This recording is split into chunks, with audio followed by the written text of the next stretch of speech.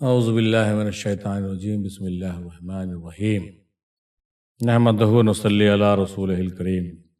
کسی بھائی صاحب نے پوچھا کہ جب مراقبہ کی گہرائی میں جاتا ہوں تو مجھے جھٹکا محسوس ہوتا ہے، پھر نارمل حالت میں آ جاتا ہوں، جیسے نیند کے آنے میں جھٹکا محسوس ہوتا ہے۔ زیادہ وقت تک مراقبہ کے اندر نہیں رہ سکتا ہوں، اس میں کچھ رہنمائی کریں۔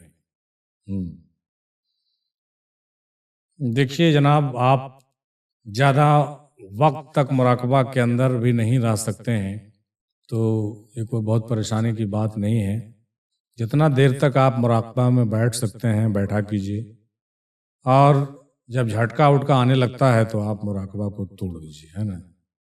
اب جھٹکا آنے کے بہت سے وجہ ہو سکتے ہیں، آپ کی کچھ جسمانی پرابلم بھی ہو سکتی ہے، کچھ ذہنی بات بھی ہو سکتی ہے، یا کوئی اور وجہ بھی ہو سکتا ہے۔ اس لیے میرا مشورہ یہ ہے کہ آپ جو ہے مراقبے کی گہرائی میں جتنا دیر بیٹھتے ہیں بیٹھیے، اور نہیں بیٹھ پاتے ہیں تو اٹھ جایا کیجیے، ہے نا۔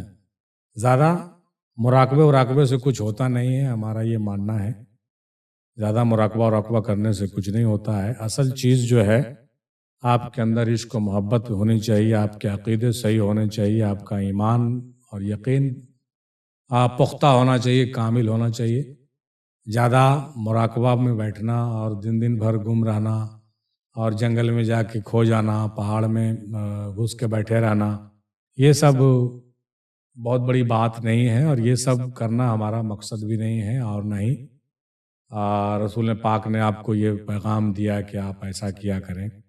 بلکہ آپ جو ہے تمام چیزوں کو دیکھیں، اپنی ذمہ داریوں کو دیکھیں، اپنے گھر گرہستی کو دیکھیں، اپنے جسم و جسامت کو دیکھیں، اپنے صحت کو بھی دیکھیں، اور اصل کام کیا ہے کہ آپ جو ہے ایمان و یقین کو پختہ کریں، اللہ کو پہچانیں، رسول کو پہچانیں، اس کے ذات و اصل کو پہچانیں، اور اس سے عشق و محبت حاصل کریں، پیر کی رہنمائی میں بیٹھیں، روحانی سفر کو طے کریں۔ اور مراقبہ ایک صورت ہے، اس میں بیٹھنے کا، ایک ذکر کرنے کا ایک طریقہ بھی ہے، مختلف مراقبے بھی ہوتے ہیں، صحیح بات ہے، اور مختلف ذکر کی نشستیں بھی ہوتی ہیں، وہ کرنا چاہیے۔ لیکن کوئی ضروری نہیں کہ بہت زیادہ وقت تک مراقبے میں رہیں۔ اچھا، مراقبے میں آپ کو کیا نظر آتا ہے آپ نے نہیں بتایا۔ مراقبے میں کچھ دکھتا بھی ہے کہ نہیں دکھتا ہے، اور دکھتا ہے تو کیا دکھتا ہے، یہ بھی آپ لکھا کریں، تب کچھ پتہ چلے گا کہ آپ جو ہے کدھر جا رہے ہیں، کیا کر رہے ہیں۔ آپ مراقبے میں بیٹھے ہوئے ہیں اور گہری نیند میں چلے جاتے ہیں تو پھر کوئی فائدہ نہیں ہے، کچھ نظر نہیں آتا ہے، تصور سیک بھی نہیں رہتا ہے، اور شیطانی لٹکے جھٹکے آپ کو اگر آتے رہتے ہیں تو اس سے کوئی فائدہ نہیں ہے، ٹھیک ہے نا۔ اس سے بہتر ہے کہ آپ جو ہے اپنے طریقے کو چینج کریں، اور اپنے پیر سے رابطہ قائم کریں، اور ان سے پوچھیں کہ آپ جو کر رہے ہیں، زیادہ ذکر کرنے کی وجہ سے یہ ہو رہا ہے کہ ایسا ہی ہو رہا ہے، یہ وہ بتائیں گے ڈیٹیل سے، اور اس کے حساب سے پھر جیسا وہ گائیڈ لائن کرتے ہیں اس کے حساب سے آپ کام کریں۔ ہم نے دیکھا ہے کہ کچھ لوگوں کو مراقبہ ہوتا ہی نہیں ہے، اور کچھ لوگوں کو مراقبے کی عادت ہوتی ہے۔ کچھ لوگ بیٹھے بیٹھے مراقبے میں چلے جاتے ہیں، کچھ لوگ سوئے سوئے مراقبے میں چلے جاتے ہیں، کچھ لوگ خواب میں وہ چیزیں دیکھتے ہیں جو مراقبے میں نظر نہیں آتا، اور کچھ لوگ مراقبے میں وہ چیزیں دیکھتے ہیں جو خواب میں نظر نہیں آتا۔ الگ الگ لوگوں کی الگ الگ کہیے کہ مٹی ہوتی ہے، الگ الگ ان کی فطرت ہوتی ہے، اور ہر آدمی، ہر سالک، ہر مرید ایک طرح نہیں ہوتا ہے۔ تو آپ کی خمیر کیا ہے یہ آپ اپنے پیر سے چیک کرائیں تفصیل سے، اور ان کو بتائیں، اور ان کے اندر ان کو ساری چیزیں بتائیں، سمجھائیں۔ اس کے حساب سے اگر آپ کو مراقبے سے کچھ زیادہ فائدہ نہیں ہو رہا ہے تو مراقبہ کو بدل کے دوسرا ذکر لیں۔ ذکر سے فائدہ نہیں ہو رہا ہے تو اس کو بھی آپ ترک کریں۔ بعض لوگ یہ بھی لکھتے ہیں ہم کو کہ ذکر کرنے سے ہم کو نقصان ہوتا ہے، ذکر کرنے سے ہماری طبیعت خراب ہو جاتی ہے۔ بعض لوگ یہ بھی لکھتے ہیں کہ اور بھی کچھ پرابلم ان کے اندر پیدا ہونے لگتا ہے۔ تو معاملہ بس وہی ہے کہ آپ کی جو بیماری ہے اس کا علاج ڈاکٹر کریں گے، اور ڈاکٹر اگر جو ہے ڈگری ہولڈر اور صحیح نہیں ہے تو آپ کا علاج کبھی بھی صحیح سے نہیں ہو پائے گا، اور اگر ڈگری ہولڈر ہے بھی ہے تو آپ کو اچھا سے ڈائگنوسس کرانا چاہیے. جب پوری طرح سے ڈائگنوسس آپ کی ہو جائے گی تبھی آپ کا علاج ممکن ہوگا، ورنہ ایسا ہی ٹائم پاس کرنے سے کوئی فائدہ نہیں ہوتا ہے. یہ اپنا تجربہ ہے. اور سرکار مہمند شاہ افضل رحمۃ اللہ علیہ بھی فرمایا کرتے تھے، اور صوفی عبدالغفور صاحب رحمۃ اللہ علیہ بھی فرماتے تھے کہ، اور بعض بزرگوں نے اپنے کتابوں میں بھی لکھا ہے کہ بعض لوگ جو ہوتے ہیں وہ سوکھی لکڑی کی طرح ہوتے ہیں، اور بعض لوگ جو ہوتے ہیں وہ گیلے لکڑی کی طرح ہوتے ہیں.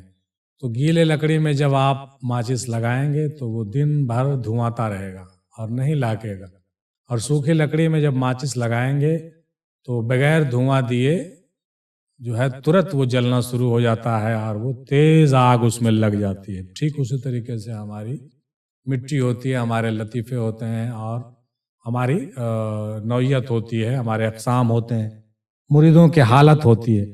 تو یہ چیزیں پیر کو سمجھنا ہے. پیر کے پاس آپ کو بتایا جائے گا، پیر آپ کو ڈائگنوز کریں گے کہ آپ کی لکڑی میں ابھی آگ لگے گا کہ نہیں لگے گا، کہ ابھی آپ کتنا سال تک دھواں دیں گے.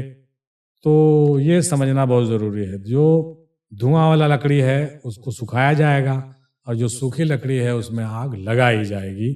ان تمام باریکی کو مد نظر رکھتے ہوئے اس راستے میں چلا جاتا ہے. اور یہ راستہ کوئی کھیل تماشا مذاق نہیں ہے کہ یوں آئے ٹہلتے ہوئے اور ٹہلتے ہوئے نکل لی، ایسا نہیں ہوتا. امید ہے میری بات آپ کو تفصیل سے سمجھ میں آ گئی ہوگی، اور اگر نہیں سمجھ میں آئی ہوگی تو اپنے پیروں سے رابطہ کریں. اور اگر نا اتفاقی سے آپ کے پیر نہیں ہیں تو آپ سب سے پہلے دست بیعت کسی سلسلے میں ہو جائیں، اور ہونے کے بعد ان کے فیض و برکات کے ساتھ آگے بڑھیں. اور کسی وجہ سے اگر یہ بھی آپ کے پاس نہیں ہے، آپ کے پیر کا وصال ہو گیا یا کوئی اور مسئلہ ہے، تو پھر ویسے صورت میں پھر بیعت تجدید کریں، نئے بزرگوں سے رابطہ کریں اور بیعت طلب حاصل کریں، آگے بڑھیں. اس سفر کو آگے کرنا ہے، بیٹھے نہیں رہنا ہے. اور صرف صبح شام فاتحہ پڑھنے سے اور نماز پڑھنے سے صرف کام نہیں چلے گا، بلکہ ایک روحانی معالج کے پاس آپ کو جا کر کے علاج کروانا ہے، اور آپ کو ان کے بتائے ہوئے راستے پر چلنا ہے اور آگے بڑھنا ہے. اللہ تعالیٰ آپ کو کامیاب کرے. وما علینا الا البلاغ، وآخر دعوانا الحمد للہ رب العالمین.